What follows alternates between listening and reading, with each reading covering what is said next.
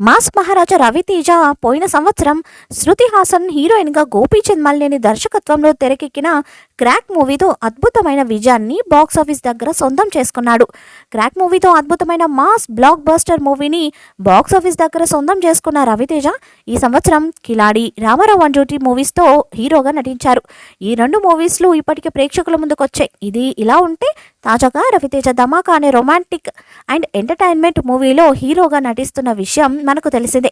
ఈ మూవీకి సినిమా చూపిస్తా మామ, నేను లోకల్, హలగురు ప్రేమ కోసమే మూవీస్తో దర్శకుడిగా మంచి గుర్తింపు తెచ్చుకున్న త్రినాథరావు నక్కిన దర్శకత్వం వహించగా శ్రీలీల ఈ మూవీలో రవితేజ సరసన హీరోయిన్గా నటించింది.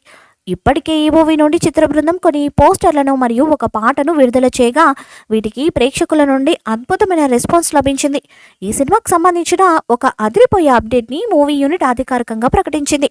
ఈ మూవీ షూటింగ్ ఈ రోజుతో పూర్తయింది. ఈ విషయాన్ని చిత్ర బృందం అధికారికంగా ప్రకటిస్తూ ఒక వీడియో ద్వారా తెలియజేసింది. ఇదిలా ఉంటే ఇప్పటికే ఈ మూవీపై ప్రేక్షకులు భారీ అంచనాలు పెట్టుకున్నారు.